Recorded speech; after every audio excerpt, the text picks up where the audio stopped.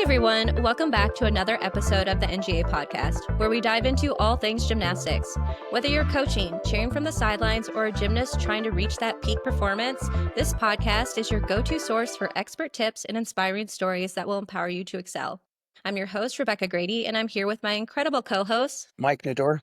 Dr. Ian Kreider. Rob Axelrod. All right, so today we're going to discuss making decisions under stress. And we've all had those moments in the gym where our response maybe didn't match the coach we wanted to be. It usually happens under pressure, when we're tired, when we're overwhelmed, or trying to manage too much at once. We don't talk about this enough, but stress impacts how we think, how we speak, how we lead, and how we coach. And in those high pressure moments, it's easy to react instead of respond. Then we can walk away later thinking, that's not really how I wanted to handle that situation. So in today's episode, we're breaking down what happens to our brains when we feel that pressure, what it can look like in our gym, and what we can do to keep maybe our decisions aligned with the type of coach we want to be for our athletes. So to start off, we're going to talk about what stress actually does to our brain. So I'm going to nerd out just a tiny bit, and we're going to take a look at this. So most of the time, we don't even realize how much stress and pressure are shaping our decisions and our reactions until after the moment's passed. So when we're under pressure, when it's a tough practice, it's a long day, seems like nothing's going right in the gym, our brain starts to shift in what we call survival mode. So we're no longer thinking clearly. We can't really problem solve, and that comes from our prefrontal cortex, this part in the front. So that kind of checks out, it quiets down. And then this other part of our brain that handles emotions, our sense of urgency, the amygdala, it starts to take over. And that's when we start reacting instead of responding. So we might raise our voices. We might say things we don't mean. We might push our gymnasts, and we're not realizing how it's impacting them. So one example that I think of is, let's say your gymnast is balking in the gym. They've been trying the skill for a long time, and then maybe you've spotted them multiple times. Maybe the group is waiting. You're running behind schedule, and without even thinking, you might yell at them, be like, you just need to go now. And in that moment, your actions feel like they're kind of making everything move and it's solving the problem. But later you realize that maybe pressure took over and your reaction didn't come from clarity. It came from the stress or the pressure. It was more reactive. So I want to know from you guys, what does stress look like for you in the gym? When you're starting to feel that pressure, starting to feel that stress, how do you guys show that to everybody else? What do they see? Yeah, I think for me, it comes when I'm really fatigued. So when we started our summer schedule, and instead of coaching 4 rotations a day, like plus conditioning, I'm coaching like 6 rotations a day plus conditioning. And so my brain is still kind of on the old schedule of, all right, after my 4th rotation, we just need to condition and stretch out and we're done. And then I realize that I've got like 2 more rotations. And I'm like, holy moly. So I've got to reset my brain and go. So I think for me, when I'm fatigued, when I'm on the verge of being stressed out, it usually results in me being kind of like what you said, a little bit more short-tempered. Usually not during skill work, thankfully, but usually they're moving mats and it's taken them 10 years to do it. And I'm like, could you please just move the mat where it's supposed to go? I know I can go over there and do it in 5 seconds, but I really need you guys to figure out how to make this work, right? And then also I'd say it'll pop up in me starting to give less corrections and not kind of being on top of it. I just kind of focus in on that one gymnast in front of me versus being able to kind of see everyone out on the event and being able to correct everything at one time. Yeah, I think, you hit it, just that being tired. The other thing is, at least for male coaches, it's hangry. It's when you get hungry and you get a little more irritated and angry along with you're tired and now you're hungry. And so you have a much shorter fuse with your athletes. Yeah. So just, making sure you're getting enough fluids, you're eating regularly, so you don't kind of hit that spot where you're just, your body is at that point where, and you just have a shorter fuse. And then the other thing is kind of cyclical as far as different times of the year. The stress definitely in competition season is much higher than in the summertime when they're just, working on skills. You're not under pressure to have them ready for anything. So I think the time of year has a lot to do with it. And also, like you said, Ian, the just being overtired yourself or just not physically up to what you normally do. Yeah, I think definitely overtired and the fueling of ourselves versus also the fueling of our athletes. I start out calm And then it's just like things don't get going, things don't get going fast enough, kind of like what Ian said about moving mats or even taking turns. And it's like they're on summer vacation mode. So, time of year, I agree wholeheartedly with Mike. Time of the year has a lot to do with it. I don't think that they're aware of the loss of energy and loss of fuel that they used up on the afternoon before they came in here. If they have an afternoon training, some of them don't come in till 6 o'clock. So, 6 o'clock rolls around and they've already gone a whole day's worth of not just sitting in school, but running around outside, being in the sun, getting sunburned and those kinds of things. So we talked about that, letting them know like, hey, maybe it's time to take in some extra fuel. But as far as the stress goes, that adds to my stress because now I had a game plan that's completely interrupted every day, and they're not taking the turns I want them to take. They're not moving fast enough. We're not trying to get all these things done. So it's like the poke the bear syndrome. You keep poking and kind of grumble a little, and I back myself down. I grow, and then all of a sudden I just blow. And then at the end I'm like, line up, and I explain, I apologize, please forgive me. I lost my temper, or I raised my voice. I don't want to raise my voice, but I think the way to resolve that is I know it's coming. I know it's going to come every day. So instead of just letting it get to the point, when it gets to that point where I know it's coming, I kind of just walk away for a minute, go get a drink or something and come back, or ask them to do something that I know is kind of like not meaningless, but I know it won't involve me having to stand over the top of them, and then come back at it. It's a little bit better for their situation in their stress and mine.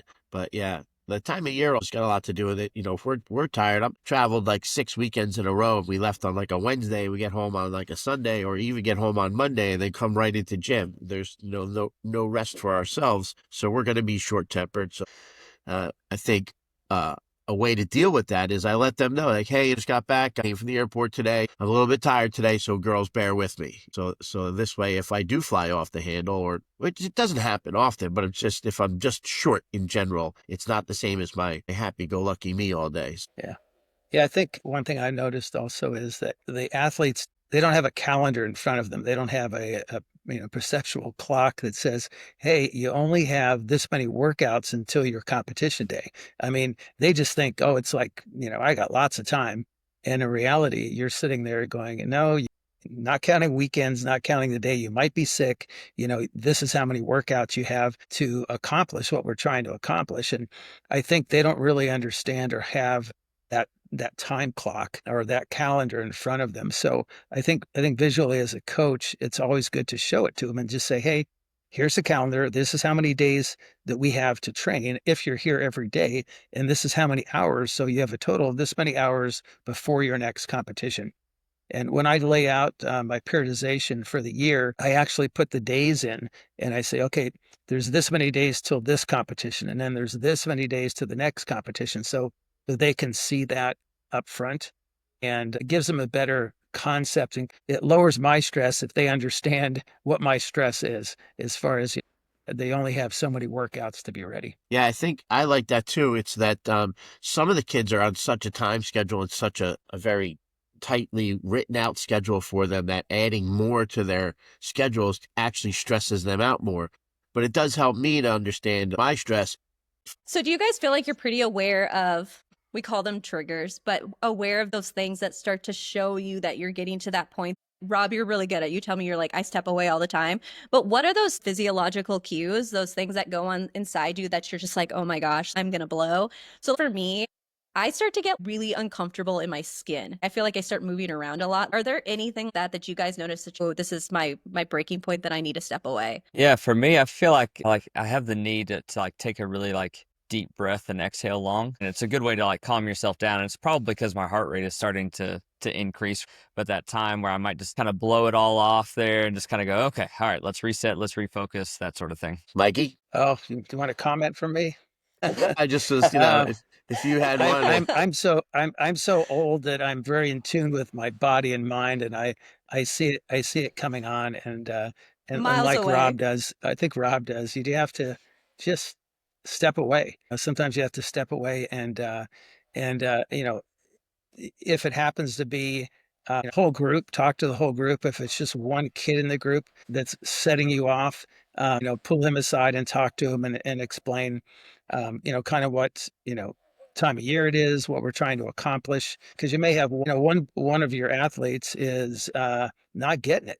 and maybe the rest of the group gets it and they're working and they're on task. And there's one that's just thinks he has all the time in the world to prepare and get ready. And you may have to single that athlete out and just talk to him. But, whether it's one athlete or the whole group, just be aware of yourself that getting angry and yelling is not going to help the situation. It's better to, pull that one athlete away from the group and talk to them individually if they seem to be the catalyst, or take a minute, sit the whole group down and have a talk with them. That communication is key in lowering that stress level.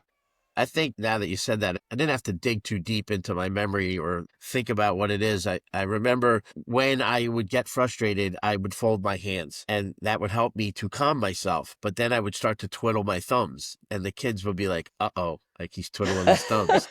And so somebody pointed it out to me one time. So then like I'll be speaking to them or something and I'll put my hands inside my pocket like a hoodie and they're like, you're twiddling your thumbs, aren't you? And I'm like, no, I'm not. And like, so we can see the inside of your pocket moving. And I'm like, and that's like a trigger for me. I know I've taught myself instead of to blow and like, what's the Bible quote there, Mike? Fast to listen and slow to speak, right? There you go. Be fast to listen and slow to speak. And so I have taught myself if I put my hands together, it will slow me down from speaking, because sometimes then you're going to say those things that you didn't want to say or need to say, and you feel like you were forced to say them, but it's not true. You can control your own actions. And I think that's one of the first things I notice, that, or I'll get really hot, or I start picking things up and I start cleaning things and moving things and reorganizing things because things aren't going the way I want them to go. So instead of yelling, I just do other things. And while it's all going on, I'm picking this up and putting this over here, I'm thinking in my head, like, Ian, take a deep breath. And because it happens often, it's the stress level of coaching. I don't really feel like it's the stress level that they're not doing what I want them to do, is that I don't think that they're performing to the potential that they have, that they're shortchanging themselves. They're not letting me down. I'm not angry because they're not doing something. The only time I'm really angry at a student or a child or an athlete is when they're disrespectful to me or others. Really, that's about it. Otherwise, it's just gymnastics. What am I angry about? Because you don't want to do it. Okay, don't do it. Like that had become this year's thing. Okay, you don't want to go on high beam. Okay, you don't have to. Let me know when we get to the competition if they have a low beam set up for you. Or do you have one of those expandable ones you can pack in your suitcase? That's another one of my favorite lines. Just add water and it grows. So, poof, instant low beam. They're hoping that they've got 5 8-inchers they can stack up. Yeah, stacked underneath it. Sure. Yeah. So do you think that when you are feeling the stress and this pressure, that at times maybe you interpret situations differently? Like maybe you see them as more negatively, or you may react in more of a, I don't know, pressured, negative way when it may be nothing. No, because I kind of try to look at it, but like most of this, like the things that really would annoy me the most is kind of like what Ian said. You're asking them to move mats. Well, I can get it done in like 2 minutes, and it takes 10 of them 15 minutes. Right. So the way around that is don't ask them to do it anymore. That's not an exaggeration, by the way. That's like a real life scenario. It's 100% Do you set a timer? true. My goodness. I have before. I have set a timer to see how long it takes them to set up mats. And then I don't want to tell them, like, you girls just wasted 35 minutes or 15 minutes and 30 seconds, because then that would just add to the stress, right? Mm-hmm. So, but I absolutely know I can get it done faster. So just set it up yourself. I don't want to use the cliche line, but if you want something done right, just do it yourself. But that's not what I want to teach them. I want them to be able to work up to set up. They know what they need to set up, get it set up quickly so we can have the most time on the event.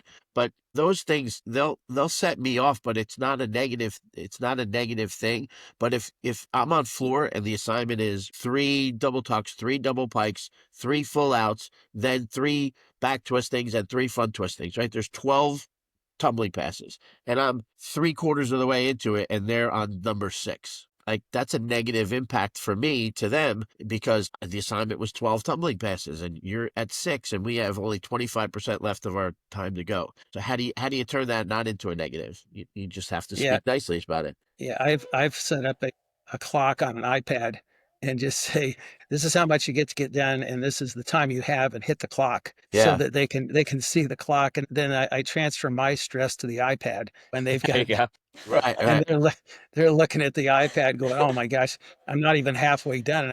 I'm in trouble because I don't have that much time to finish. And so otherwise, like we talked about earlier, that concept of dates and times, they don't get it. They have no concept of how long you're even on the event and how much you're trying to accomplish during that training time. So yeah. Yeah, it's funny too. You set up a time and you say, okay, here's your beam assignment, and they think they have 45 minutes to get done, 5 of each skill, and then they can move on to upgrades, right? 5 of each skill they're going to compete. So that doesn't take that long. So then they barely could get through 30 minutes to get 5 flight series out. So I'm like, okay. So the next day we come in like, okay, you have 10 minutes.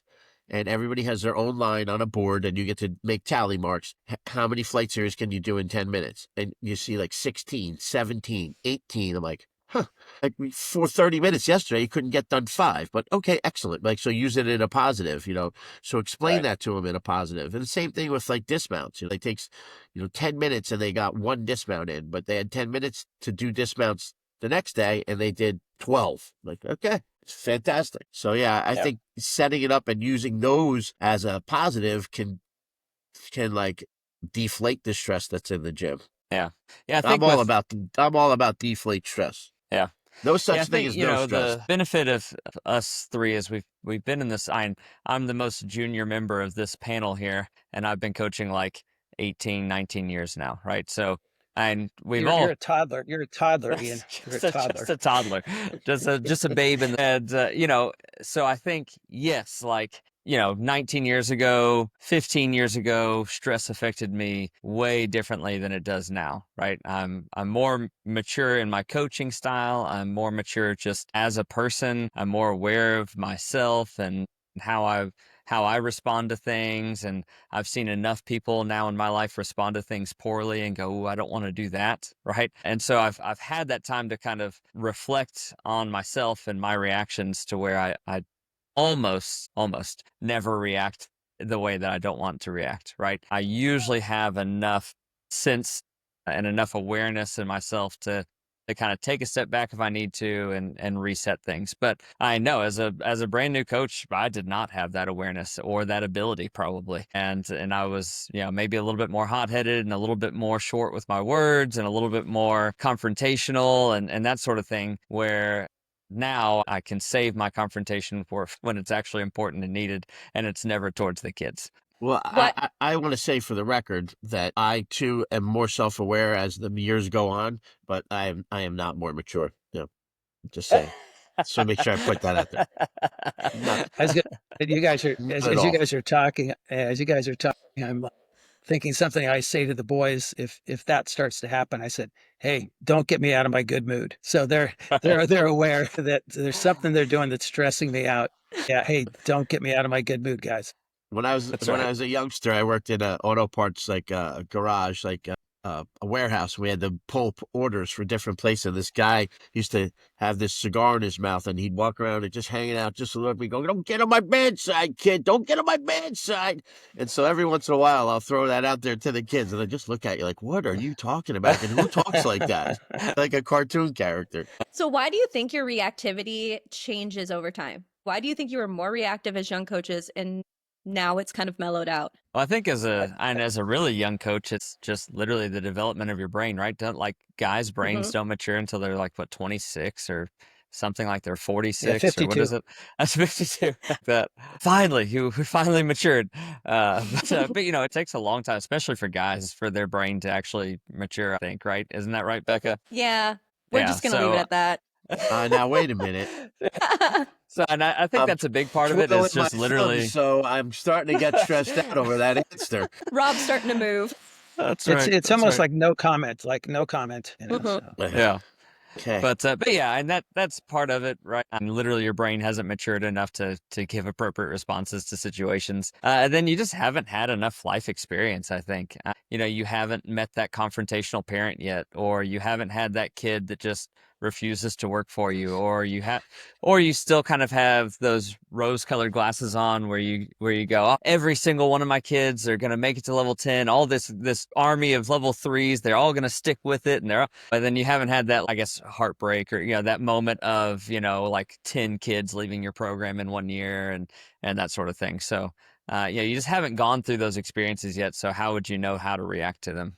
I think also the same for me is that during the time of like a younger coach and being around the staff that was, the yelling and screaming and I don't want to say belittling, but just really getting on these kids with voice and like almost fear to get them to do their skills. I learned that early. Like that's not what I want to do and that's not the way to Right. do it. You could do that in a different way. So I think as it went on, I mean, of course, I faced with my own challenges and made my own mistakes. I'm not perfect. I make mistakes every single day. Knowing that you make your mistakes and not try to repeat them is important. But I think that's what saved me from not falling into the trap because I was in that elite world and every coach coached the same way and I didn't. And I felt that I didn't. But anytime I felt like I was slipping into their ways, like, oh, you got to do it like so and so and you got to do it like this person and like that person. And no, you just be yourself and find yourself. I think those experiences helped me to be who I am today. Yeah, I think you guys are, hitting the nail on the head. The other thing is you as a coach, just taking the time to take care of yourself. If you need a little break, if you need that time out of the gym, if you're not doing enough to take care of yourself, it's hard for you to,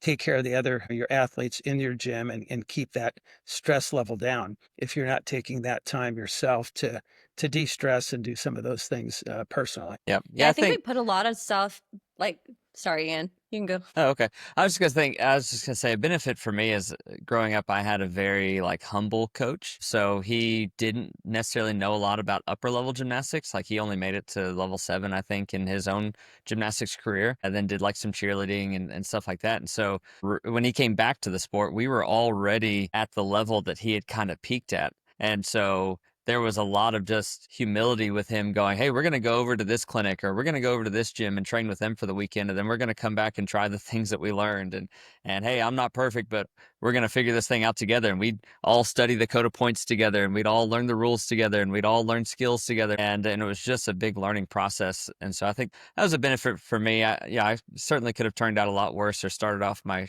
gymnastics career as a coach a lot worse, but I didn't because I think that was a really big positive impact on me. I'll go back to the beginning of my coaching. I'm running aerials here. It's owned by Rick Palumbo, but he was my mentor in my first couple years of coaching, and I got to stand by an Olympic coach and watch training for 2 weeks with his athletes. And at the end, he sat me down. Rick said, write him a letter and thank him for all that he taught you. And I'm like, all that he taught me? Like, he's a maniac.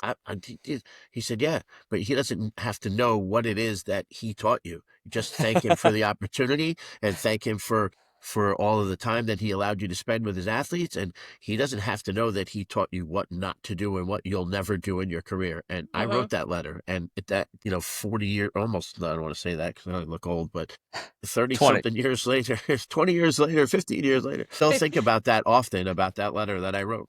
Yeah, I think you tend to, and that was just a short duration, but whoever your coach was, I think you tend to follow that pattern and coach like that. And hopefully you had a coach that, like Ian said, was humble and didn't lose his cool in the gym and things like that. It made it fun for you in the gym so that you can replicate that in your coaching. But, we all develop our own coaching style. But I think when we first start coaching, we take on how we were coached and we think that's the way it's supposed to be done. But as we mature and go through, we develop our own coaching style. But I mean, I'll still hear myself saying things that my coach said. And I'm like, boy, where'd that come from? So things kind of stay in your Take a mind step for a back. long time. Now, I was just saying, like, that's like when I quote something that my mother said. I always used to think that my mom didn't always have like the greatest way of like raising a child. And she used to say, raising a son didn't come with a set of instructions. I said, neither did being one.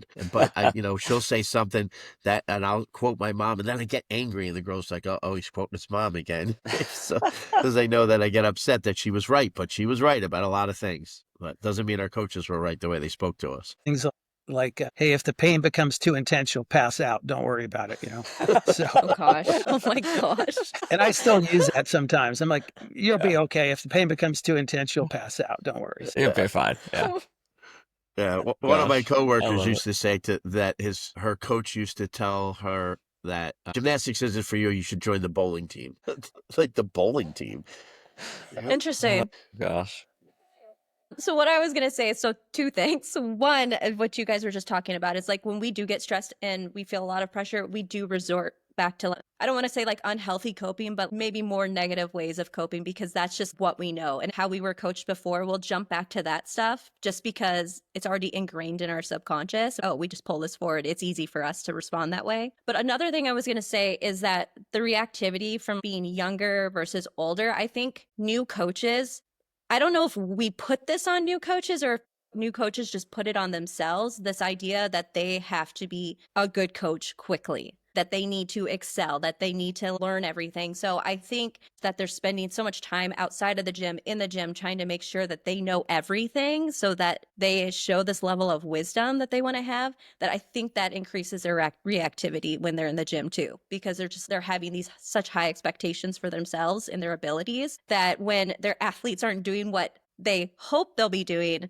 then we become angry or reactive or frustrated or whatever you want to call it. Yeah, that's kind of really big because I think about youngsters that are out there now coaching now, and then I think about how I was, just like you said, wanted to get there quick. I wanted to have an elite. I wanted to get all the way into that elite world, and it was just my whole big thing. And I'm better than they are, and I can do it this way, and my way's better. And they don't know what they're talking. I'm the young gun, and blah blah blah. And then very quickly humbled. And 10 years later, I stepped out onto that elite floor in the big arena, my first one. I just kind of looked around. I was like, I made it, but it wasn't really about me. But I had thought about my process, and I was making it about me. I wanted to be there. It was like for me, and wanted to show the world how good I was instead of let your athletes take you along the way. And I see that in some young coaches now too, but I see why, because I was that way when I was young too. So it's maybe helpful for me to share my experiences with them so they don't take the wrong road, going down the road to get where you want to get to. Hey, you're going to get there, Yeah. For give sure. yourself some time. Yeah, young coaches, I think it's pretty common that young coaches are looking a lot more inwardly of going like, I have to be this level of a coach. I have to be this good. I have to, right? Whereas older coaches tend to think more about their athletes and go, hey, when you're ready, this is what's next. And I'm ready to go whenever you are and that sort of thing. But it comes with a level of preparedness, right? And if you have never coached level 10s before, then you've got to be ready to coach level 10s. And if you don't know how to do it, then it's a really daunting task for sure. Just outside of just the skills, and there's all the other things, all the planning and all the programming and making sure that they're hitting things at the right time. And then you go, oh man, it takes 2 years to learn this skill. I didn't know that. I thought we were going to be ready in one summer, right? Yeah. And so Yeah. there's lots of things that young coaches don't necessarily know about coaching at that level, but they really want to. And so I think as a whole community, I think we need to do a much better job at training our young coaches. I think a lot of times we just go, oh, finally someone's willing to coach team and stick around for a while. Please take this group. Right. Yeah. And Yeah. they're not Yeah. ready Yeah. to take that group at all. Or even if they can coach the skills, they just don't have the other skills. They haven't been around good coaches long enough to know how to interact with parents. Or, like I remember as a young coach, that first time a parent went, hey, can we talk after practice? I was like, what did I do wrong? Right.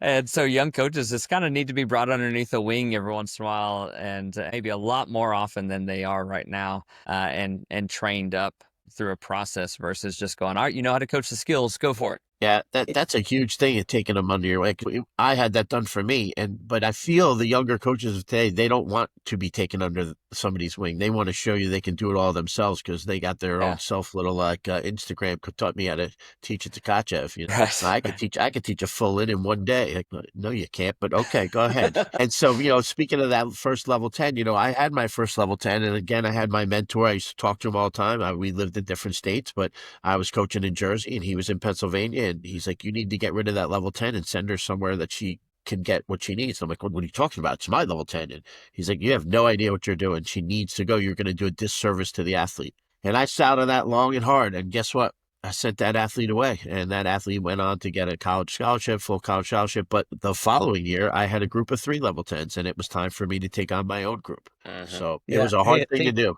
Yeah, the other side of that is at the lower levels, they may have the technical knowledge, to teach a cartwheel correctly, but they don't know how to handle the group, the group dynamics, especially if you're coaching little boys, and how to basically herd the cats, so to speak, but you have to really have some tools to keep them on task, to keep them so they don't get bored, to keep them moving, to know to not ever ask them to line up because that's an impossibility.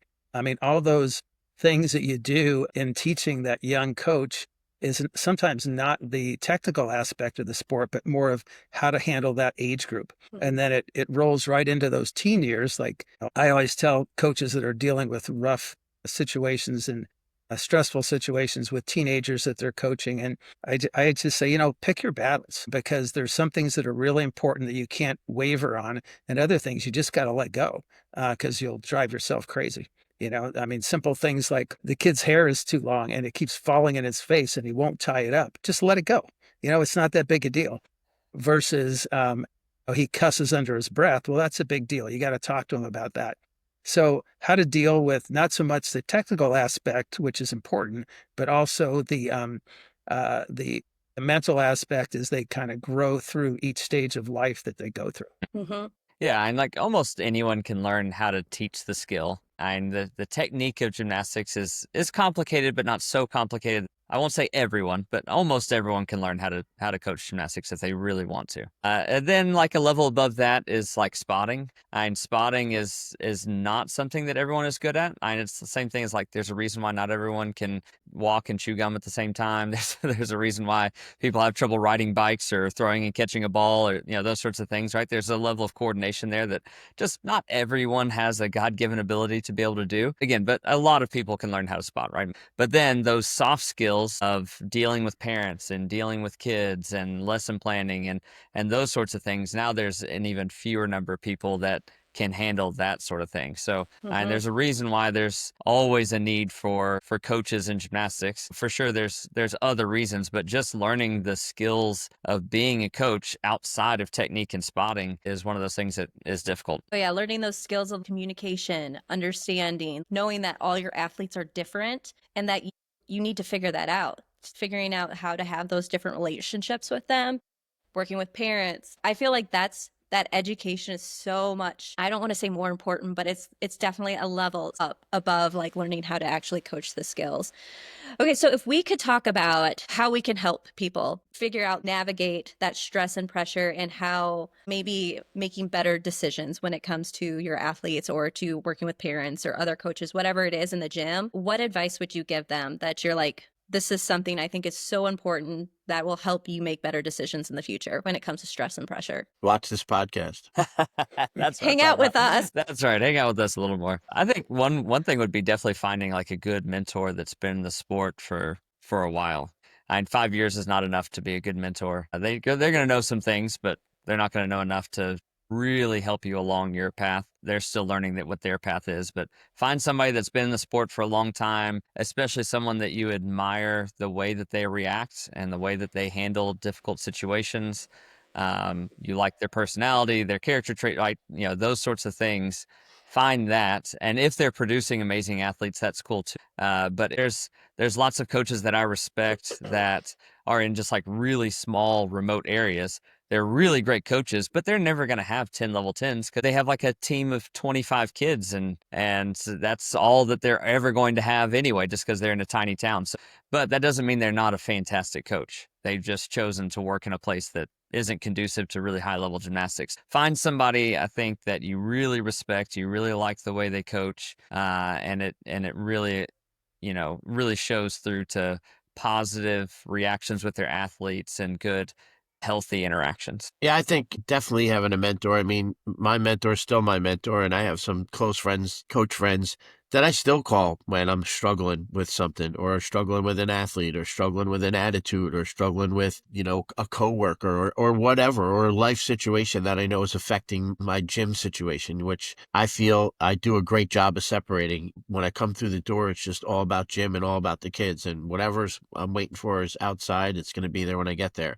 And I think I do a great job at that. I'm sure that there would be some argument that sometimes it shows that you're stressed out, but or you're tired or whatever. But I use my mentors often still to this day. I picked up the phone just a couple of weeks ago, called up a friend of mine who's coming here to camp next week and said, "Hey, what do you do with this? I'm struggling. This kid just can't grasp this concept and I give up. Hey, maybe when you come to camp, can you work on this with that kid? One of the things I'd love to share with kids is it doesn't really matter how your kid gets the skill. Like you taught the child and she was yours since she was 3 years old, but I don't know, maybe she's learning a pack on bars and somebody comes in from camp and works with your kid for 5 days. And next thing you know, the kid's pack is just on spot and on point, like whatever. It doesn't matter who taught it to her. You get over yourself. It's not about you. Yeah, I think one thing is you talk about the stress level and how to, besides finding a good mentor that that you can learn from, is just keeping that mindset that in the scheme of life and everything, it's not that important sometimes. And when you look at overall life, so kind of keeping that in your mind. But I tend to throw a lot of quick wit humor into breaking the stress levels, something that if you see it coming on that you can do. There's that movie said, yeah, I know it's bad. I know it's a tough situation or whatever it is when you're talking that. I said, but did you die? And you throw that at them. I know. Yeah, but really, did you die? It's not that serious. It's not that big a deal. And kind of break that stress level with the group and in the gym and know when it's coming on yourself so you can back up a little bit rather than becoming more stressed. And sometimes humor will help break that up for you. Yep. Humor is a great way to do it. And then I'll just have some fun. Remember, like you said, in the grand scheme of things, this is a youth sport. Now, some of our youth athletes are going to go on and, get $100,000 worth of scholarships or whatever it is, right? But for the most part, this is a youth sport and it's made to be fun. And if you're not having fun with it, man, that's a miserable life. So if you're going to spend 20, 30, 40 hours in the gym and just be stone cold serious the whole time and never have an ounce of fun doing it. Whew, that's a tough order. That's maybe pick a tough something pill else to swallow there. There's two things that I was thinking of. So like preparing, and I think Mike and Ian, you both kind of said something about that. If there's a certain time of year that you become more stressed, you can prepare for that. You can be like, oh, these are the things that usually stress me out during season or during summer, whatever it is, and figure out how can I better cope with that. And then what we've talked about this entire time, I think, is awareness, being able to identify in ourselves when we're starting to feel stressed, when we do need to take that step away or we need to figure out when we need to calm down. The more we can understand ourselves, the better we'll be at staying in that frontal lobe and that logic center where we can actually make better decisions instead of being more reactive. Does anyone have anything else to share? Any other thoughts? No, we've touched on some really good things, and hopefully it will help some coaches, younger or older coaches, to take that stress level down for themselves and in their gym. Yeah, I agree.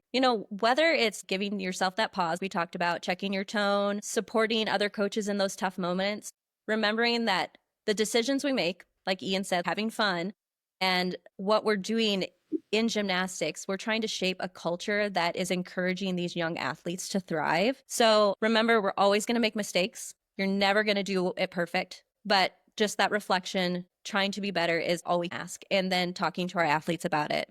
So if this episode helped you reflect on your own habits, let us know in the comments. We really want to hear about it. And if you enjoyed this episode, be sure to subscribe, leave a review, and share it with anyone who might benefit from the conversation. So thank you for joining us here at the NJA Podcast. And until next time, stay happy, healthy, and high performing.